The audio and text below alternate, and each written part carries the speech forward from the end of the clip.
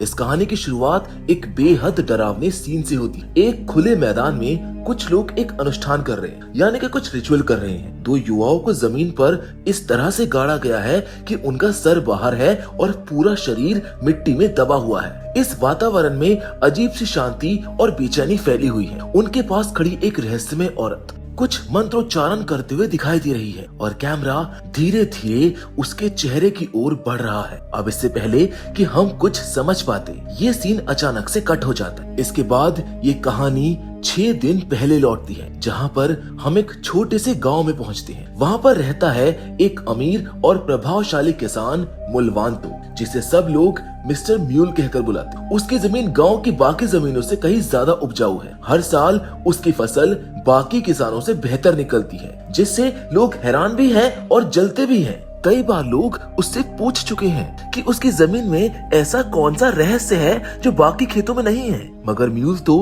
हमेशा बात मुस्कुराकर टाल देता है। म्यूल का एक भाई भी है जिसका नाम सुंगो है। वो उसी खेत में काम करता है। साधारण, मेहनती, लेकिन भीतर से परेशान इंसान। उसे हमेशा लगता है कि म्यूल कुछ छिपा रहा है, कुछ ऐसा जो सिर्फ उसकी समृद्धि का नहीं बल्कि इस गांव की भयावह सच्चाई का भी राज हो सकता है। अब यही से कहानी एक रहस्य में मोड़ लेती है और धीरे धीरे उस रिचुअल के पीछे छिपे काले सच तक पहुंचती है, और वो भी म्यूल और उसके छोटे बेटे यांदा की बातचीत से। म्यूल उसको समझाता है कि अब वक्त आ गया है कि वो अपनी पढ़ाई पर ध्यान दे और किसी अच्छे कॉलेज के बारे में सोचे, लेकिन यांदा के मन में पढ़ाई या किसी बड़े शहर जाने का जरा सा भी शौक नहीं था। वो अपने पिता की तरह यहीं पर रहना चाहता था, खेतों की देखभाल करना चाहता था, जमीन को संभालना चाहता था और यहीं पर सादा जीवन व्यतीत करना चाहता था। मगर म्यूल का सपना कुछ और था। वो चाहता था कि उसका बेटा पढ़ लिख कर एक कमांडर बने, ताकि परिवार का नाम और ऊंचा हो सके। उधर घर के दूसरे कोने में हम मिलते हैं अजंग से, जो म्यूल के भाई सुयोनो की बेटी है। अजंग बचपन से ही उनके घर के सारे छोटे बड़े कामों में हाथ बटाती आई थी। म्यूल के 3 बच्चे थे। सबसे बड़ा बेटा सेसा, बीच में बेटी नूरी और सबसे छोटा बेटा यांदा। सेसा अब डॉक्टर बन चुका था और शहर में अच्छा काम कर रहा था, जबकि नूरी इंजीनियर बनने की तैयारी कर रही थी। उसके ग्रेजुएशन का रिजल्ट अभी आया था, जिससे घर में थोड़ा बहुत जश्न का माहौल था। म्यूल अपनी पत्नी इबू के पास जाकर बेटे की बात करता है। वो कहता है कि यांदा के पास बहुत मौके हैं, उसे पढ़ाई करनी चाहिए, जिंदगी में कुछ बड़ा करना चाहिए। मगर इबू बेटे की तरफदारी करती है और कहती है कि बच्चे को वही करने दो जिसमें उसका मन हो, जिंदगी किसी पर थोपी नहीं जा सकती है। अब इसी दौरान म्यूल कॉफी का एक कप उठाता है और जैसे ही पहला घूंट पीता है, उसके शरीर में अजीब सी घबराहट होने लगती है और कुछ पल में ही उसकी हालत बिगड़ जाती है और वो गिर पड़ता है। इबू घबराकर उसको संभालने की कोशिश करती है, लेकिन तभी यहाँ पर सीन ब्लर हो जाता है। अब अगले दिन सुबह आती है, क्लियॉन ट्यूसडे, जो कि स्थानीय लोगों के अनुसार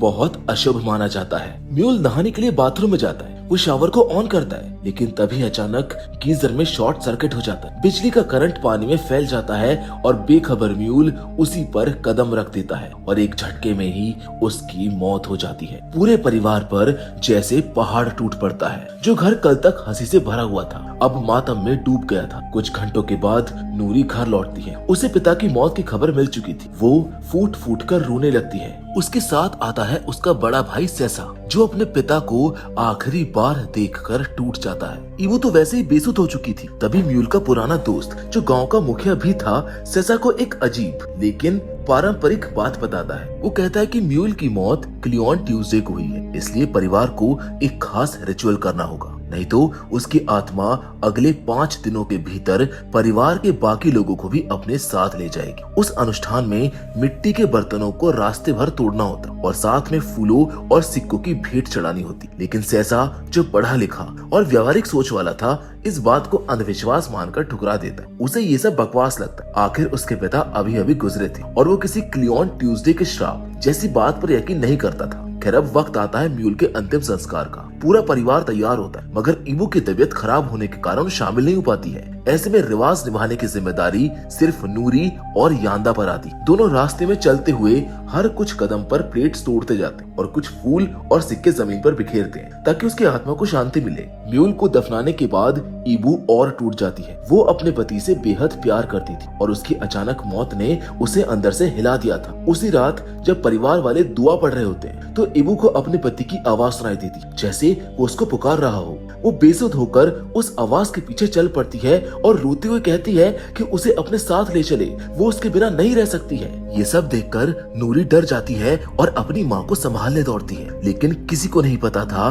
कि ये तो बस उस डरावने रिचुअल कर्स की शुरुआत थी। अब आगे की कहानी में हम देखते हैं कि नूरी अपनी माँ को उनके कमरे में ले जाती है ताकि वो थोड़ा आराम कर सके। इबू थकान और सदमे से जल्द ही सो भी जाती है, लेकिन कुछ ही देर के बाद उसके बेडसाइड टेबल से एक पुरानी फोटो फ्रेम नीचे गिर जाती है। नूरी धीरे से जाकर वो फोटो उठाती है और वापस अपनी जगह पर रख देती। अब वो अपने कमरे की तरफ बढ़ रही होती है कि तभी बाथरूम से उसे कोई आवाज आती है, बहुत अजीब सी आवाज। उस आवाज को सुनकर नूरी डरते हुए धीरे धीरे दरवाजे की तरफ बढ़ती है, लेकिन राहत की बात ये थी कि वहाँ पर उसका छोटा भाई यांदा था। वो दोनों भाई बहन बैठकर अपनी माँ को लेकर बात करते हैं। नूरी काफी डरी हुई थी, उसे यकीन था कि जो कुछ भी घर में हो रहा है वो उस अधूरे रिचुअल की वजह से ही है। यांदा भी अब थोड़ा सहम चुका था। तभी वहाँ पर अजंग आ जाती है और वो भी वही बात दोहराती है कि शायद वो लोग रिवाज पूरा कर लेते तो ये सब नहीं होता। लेकिन तभी वहाँ पर सैसा आता है और उन सब की बात सुनकर झल्ला जाता है। वो गुस्से में कहता है कि ये सब बेकार की बात है, क्लियॉन ट्यूसडे जैसी कोई बुरी तारीख नहीं होती। लेकिन नूरी और अजंग को अब भी अपने डर पर यकीन था। सैसा वहाँ से चिढ़कर चला जाता। उसी वक्त कैमरा धीरे से नूरी के पीछे फोकस करता है, जहाँ एक कफन में लिपटी हुई परछाई नजर आती। वो किसी पोचोंग यानी कि किसी इंडोनेशियन भूत जैसी लग रही थी। अब अगले दिन सुबह नूरी को एहसास होता है कि उसकी माँ कमरे में नहीं है। वो घबरा जाती है और हर जगह उसको ढूंढने लगती है। अजंग भी उसके साथ मदद करती है। दोनों बाहर तक निकल जाते हैं और देखते हैं कि इबू सड़क के बीचों बीच बेहोश पड़ी है। वो दोनों चिल्लाते हुए बाकी घर वालों को बुलाते हैं और समय रहते इबू को वहाँ से हटा लेते हैं। उसी वक्त वहाँ से गुजरता है म्यूल का पुराना दोस्त, जो यांदा से कहता है कि जो कुछ भी हो रहा है वो उसके पिता की मौत और उस अधूरे रिचुअल से जुड़ा हुआ है। नूरी और अजंग ईबू को दोबारा से अपने कमरे में लाती है, जहाँ ईबू अब भी कुछ अजीब बातें कर रही होती है। वो रोते हुए कहती है कि वो जल्द ही चली जाएगी और अपनी बेटी नूरी को भी साथ ले जाएगी। नूरी ये बात सुनकर डर जाती है और तुरंत अपने भाइयों को जाकर बताती है, लेकिन सैसा इस पर विश्वास नहीं करता है। वो कहता है कि उनकी माँ बस डिप्रेशन में है। इतना सब झेलने के बाद किसी की भी मानसिक हालत बिगड़ सकती, लेकिन नूरी को लगता है कि ये डिप्रेशन नहीं बल्कि कुछ और है। आखिरकार कोई माँ अपनी बेटी को अपने साथ ले जाने की बात कैसे कह सकती है। रात बीतती है और अगला दिन आता है। इस दिन इबू और नूरी साथ बैठे बात कर रही होती। इबू बताती है कि उसके पति यानी म्यूल नूरी के ग्रेजुएशन को लेकर कितने खुश और एक्साइटेड थे। उन्होंने बेटी के लिए बहुत सारी तैयारियां भी कर रखी थी, लेकिन किस्मत ने सब कुछ पलट दिया। तभी वहाँ पर सैसा आता है, जो बताता है कि उसे काम के लिए आज ही शहर लौटना होगा। शाम होते होते माहौल एकदम शांत हो जाता है। इबू अपने कमरे में बैठी प्रेयर कर रही होती। तभी कैमरा उसके पीछे लगे आईने पर फोकस करता है, जिसमें हम एक बार फिर से उसी कफन में लिपटा हुआ भूत देखते हैं। सब कुछ रुक सा जाता है। तभी ऊपर से छत का फैन जोर जोर से हिलने लगता है, जिसको देखकर ईबू घबरा कर फैन बंद करने की कोशिश करती है, लेकिन उसका स्विच काम नहीं करता है और फिर कुछ ही पल में वो फैन सीधा नीचे गिर जाता है। उसके ब्लेड ईबू के चेहरे पर लगते हैं, जिस वजह से उसकी मौके पर ही मौत हो जाती है। जैसा उसने खुद कहा था कि वो मरने वाली है, ठीक वैसा ही हुआ। घर एक बार फिर से मातम में डूब गया। बच्चों ने अभी पिता की मौत से संभलना शुरू भी नहीं किया था कि अब उनकी माँ भी चली गई। नूरी पूरी तरह टूट जाती है और फूट फूट कर रोने लगती है। इसी बीच यांदा के पास म्यूल का वही दोस्त आता है। वो उसे एक शामन का पता देता है, जो शायद उनकी मदद कर सकता था। उधर नूरी और सैसा के बीच अब झगड़े की शुरुआत हो गई थी। नूरी मानती है कि ये सब उस अधूरे रिचुअल की वजह से हुआ है, जबकि सैसा अब भी वही कहता है कि ये सब महज एक हादसा था। किसी श्राप या आत्मा जैसी कोई चीज नहीं होती है। उन दोनों में जमकर बहस होती है, जहाँ रात को नूरी अपनी माँ की बॉडी के पास बैठी होती है। रोते रोते उसे नींद आ जाती है, लेकिन अचानक उसे कुछ हलचल महसूस होती है। उसकी माँ की लाश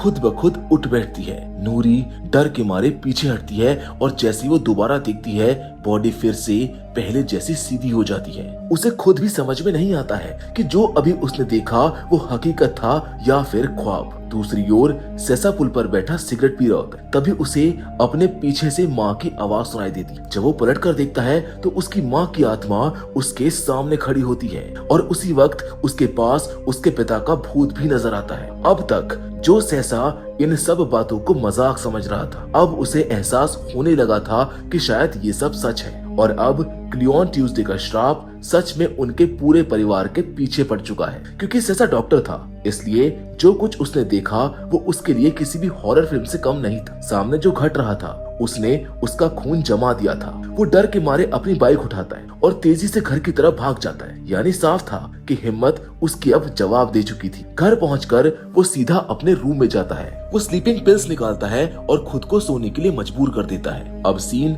चौथे दिन पर शिफ्ट होता है। ईबो के फ्यूनरल के बाद माहौल पहले से भी ज्यादा भारी हो चुका था। तभी यांदा नूरी को वो एड्रेस बताता है जो उसे गांव के मुखिया ने दिया था। वही मुखिया जो उनके पिता मिस्टर म्यूल का पुराना दोस्त था। यांदा कहता है कि इस पते पर शायद हमें जवाब मिलेगा, लेकिन एक शर्त के साथ। ये बात हम सेसा को नहीं बताएंगे, क्योंकि अगर उसको पता चल गया तो वो हमको वहाँ पर जाने नहीं देगा। उधर घर में सेसा नींद में करवटें बदल रहा था कि तभी अचानक उसकी आंख खुल जाती है। उसे फिर से वही आवाज सुनाई देती है, उसकी माँ की आवाज, वही टोन और वही बुलावा। उसके पूरे बदन में सिहरन दौड़ जाती है। उसे अजीब सी ठंड महसूस होती है। वो अजंग को बुलाता है और पूछता है कि क्या उसे भी ठंड लग रही है, लेकिन अजंग बिल्कुल नॉर्मल रहती है। तब अजंग बताती है कि नूरी और यांदा तो घर पर है ही नहीं, वो शायद कहीं पर बाहर गए हैं। अब सीन कट होता है नूरी और यांदा की तरफ, जो उस एड्रेस पर पहुंच चुके हैं। वो एक पुराने घर के बाहर है जहाँ रहती थी मबा सुमा, यानी कि गांव के शिमन। दोनों उसके घर के अंदर जाते हैं और उसको सारी बातें बताते हैं, जबकि दूसरी ओर घर पर सेसा अजंग से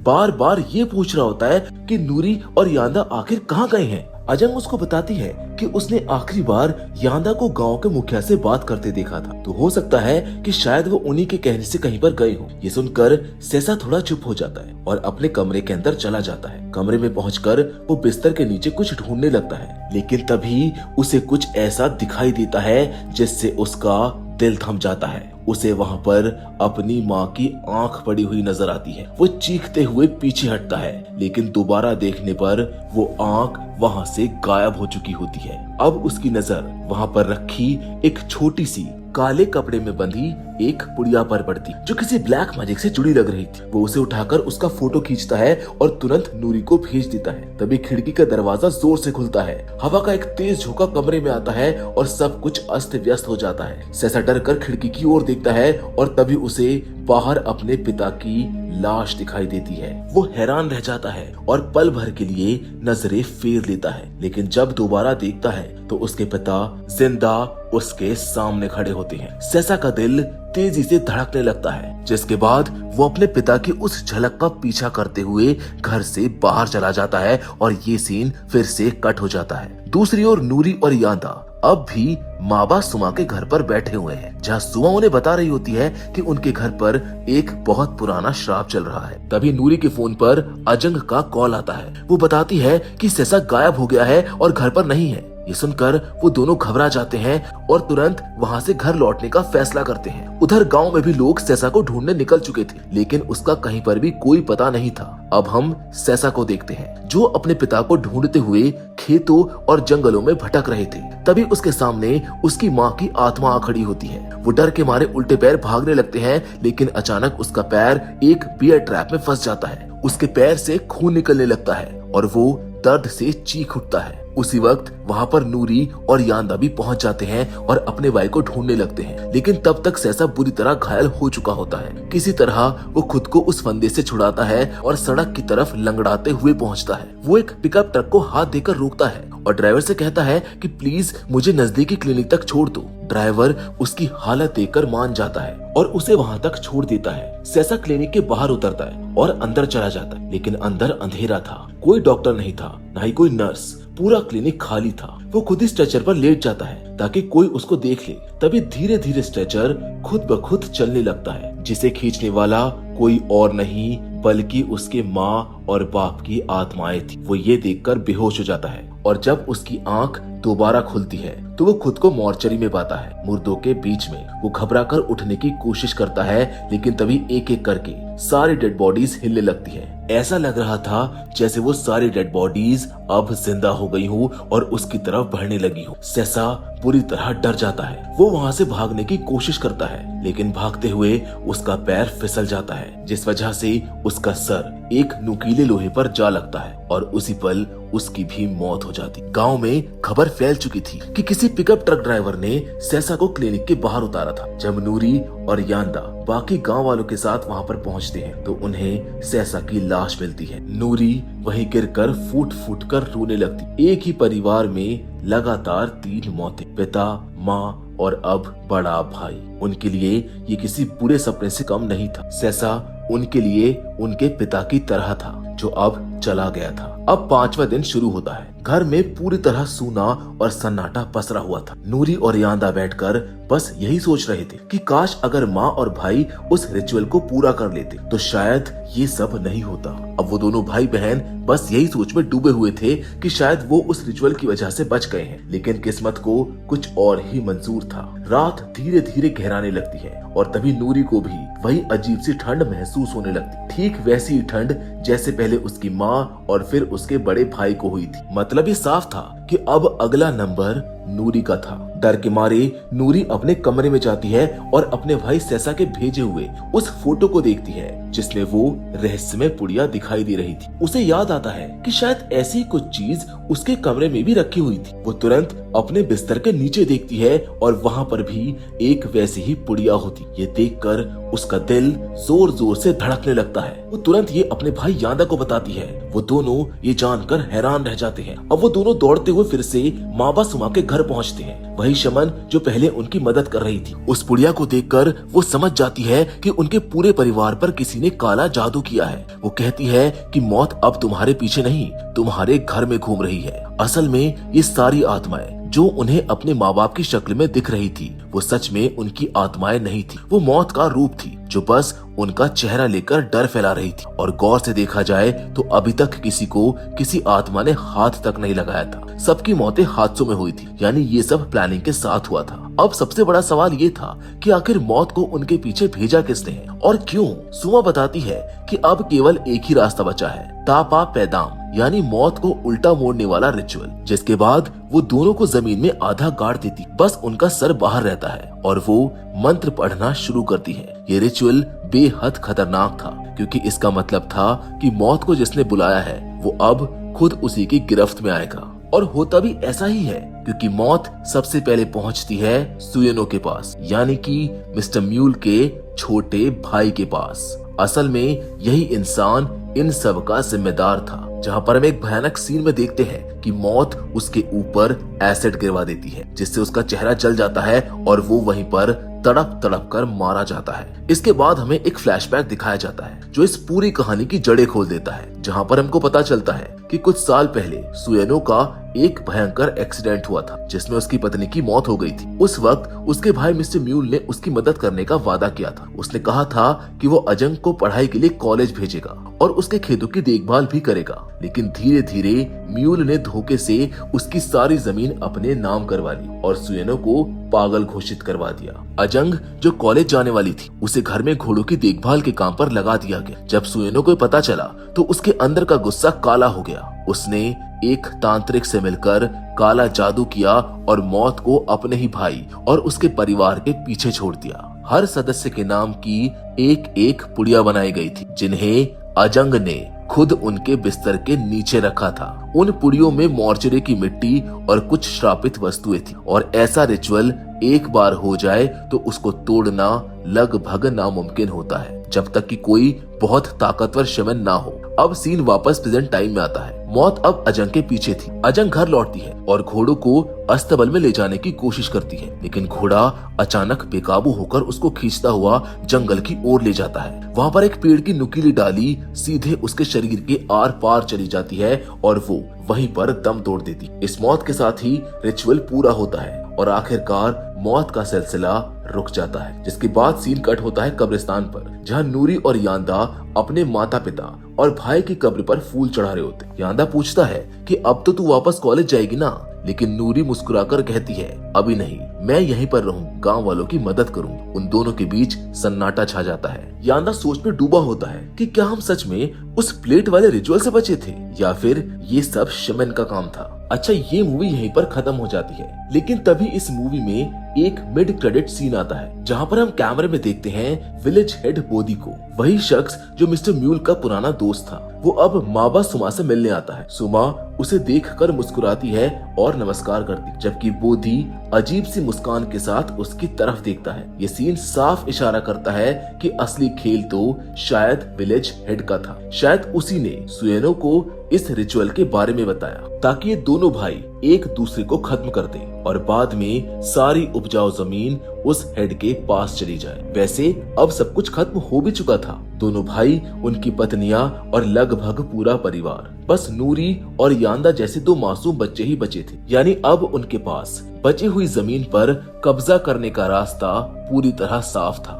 हो सकता है कि इस रिचुअल के पीछे किसी डार्क एनर्जी या डीमन का हाथ रहा हो, जिसे बोधी और सुमा ने अपने काबू में कर रखा था, और यही कारण था कि ये पूरा परिवार मारा गया। जिसके साथ ये फिल्म यहीं पर खत्म हो जाती। वैसे हमें इस फिल्म में काफी अजीब अजीब रिचुअल देखने के लिए मिले थे, जो असल में एक असली हैवनीज रिचुअल था, जिसमें इंसान खुद को आधा जमीन में दबाकर कफन पहनकर बस एक छोटी पाइप से सांस लेता है ताकि वो अपनी आत्मा, शरीर और मन को कंट्रोल कर सके। ये एक तरह की आध्यात्मिक तपस्या मानी जाती, जिसमें इंसान मौत का अनुभव लेकर खुद का रीबर्थ यानी कि पुनर्जन्म महसूस करता है। और शायद यही इस फिल्म का असली मतलब भी था, नूरी और यांदा का बच जाना। So with all that said, आज के इस वीडियो में बस इतना ही, लेकिन हमेशा की तरह हम आपसे जरूर मिलेंगे, और वो भी एक और नई इंटरेस्टिंग कहानी के साथ। पर तब तक के लिए धन्यवाद।